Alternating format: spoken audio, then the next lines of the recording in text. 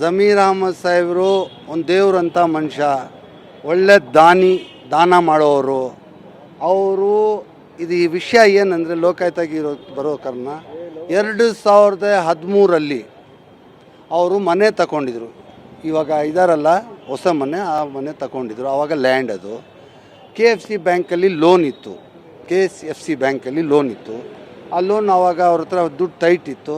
ನನ್ನ ಹತ್ರ ಸಾಲ ತಗೊಂಡಿದ್ದಾರೆ. ಸಾಲ ತಗೊಂಡು KFCI ಬ್ಯಾಂಕ್ಗೆ ಕಟ್ಟಿದ್ದೀನಿ. DD ಮುಖಾಂತರ 3.5 ಕೋಟಿ ಕಟ್ಟಿದ್ದೀನಿ. ಅದೇ ಟೈಮಲ್ಲಿ ನಸೀರ್ ಅಹಮದ್ ಸಾಹೇಬರು ಪೊಲಿಟಿಕಲ್ ಸೆಕ್ರೆಟ್ರಿ, ಅವ್ರಿಗೂ 3 ಕೋಟಿ ಅವ್ರಿಗೂ ಕೊಟ್ಟಿದ್ದೆ. ಅದು ವಾಪಸ್ ಬಂದಿಲ್ಲ. ಅದ್ರ ಬಗ್ಗೆನೂ ಇವತ್ತು ಕೇಳಿದ್ರು. ಅದಕ್ಕೆ ಇಬ್ಬರು ನನಗೆ ಅಣ್ಣನ ಥರ, ಜಮೀರ್ ಅಹಮದು ಅಣ್ಣನ ಥರನೇ, ನಸೀರ್ ಅಹಮದು ಅಣ್ಣನ ಥರನೇ. ಅವರಿಬ್ಬರು ಸಾಲ ತಗೊಂಡಿದ್ದಾರೆ. ಅವ್ರಿಗೆ ಸ್ವಲ್ಪ ಇವಾಗ ಪೇಮೆಂಟ್ ಟೈಟ್ ಇದೆ. ಮೊನ್ನೆನೂ ಅವ್ರ ಹತ್ರ ಕೇಳಿದ್ದಕ್ಕೆ ನೆಕ್ಸ್ಟ್ ಮಂತ್ ಕೊಡ್ತೀನಿ ಅಂತ ಹೇಳಿದ್ದಾರೆ. ಆ ದುಡ್ಡು ವಾಪಸ್ ಬರುತ್ತೆ. ಇಬ್ಬರು ದೇವರಂಥ ಮನುಷ್ಯ, ಇಬ್ಬರು ಭಾಳ ಒಳ್ಳೆಯವರು, ದಾನಿಗಳು, ನಮ್ಮ ಸಮಾಜಕ್ಕೆ ಭಾಳ ಹೆಲ್ಪ್ ಮಾಡೋರು.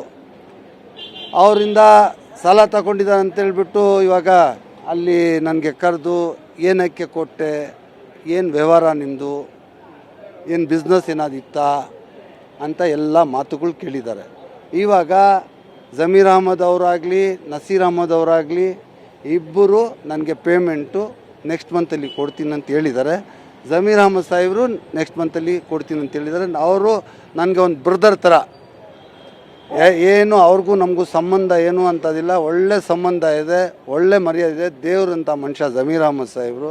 ಅವರು ನನಗೆ ನೆಕ್ಸ್ಟ್ ಮಂತ್ ಪೇಮೆಂಟ್ ಕೊಡ್ತೀನಿ ಅಂತ ಹೇಳ್ತಾರೆ. ಅವ್ರ ಪೇಮೆಂಟ್ ಕೊಟ್ಟರೆ ಈ ಕೇಸಸ್ ಎಲ್ಲ ಕ್ಲೋಸ್ ಆಗುತ್ತೆ. ಇದು ಡೆಲ್ಲಿ ಇಡಿಯಿಂದ ಕೇಸ್ ಡೆಲ್ಲಿ ಇಡಿಯಲ್ಲಿತ್ತು. ಅಲ್ಲಿಂದ ಇವಾಗ ಇಲ್ಲಿ ಲೋಕಾಯುಕ್ತಗೆ ಲಾಸ್ಟ್ ಇಯರು ಟ್ರಾನ್ಸ್ಫರ್ ಆಗಿದೆ. ಅಲ್ಲಿ ಮುಗೀತು, ಡೆಲ್ಲಿಯಲ್ಲಿ ಮುಗೀತು. ಇವಾಗ ಲೋಕಾಯುಕ್ತದಲ್ಲಿದೆ. ಲೋಕಾಯುಕ್ತದಲ್ಲಿ ಇವಾಗ ಈ ಸ್ಟೇಟ್ಮೆಂಟ್ ಆದಮೇಲೆ ಇಲ್ಲೂ ಏನು ತೀರ್ಮಾನ ಮಾಡ್ತಾರೆ ಅದು ಗೊತ್ತಿಲ್ಲ.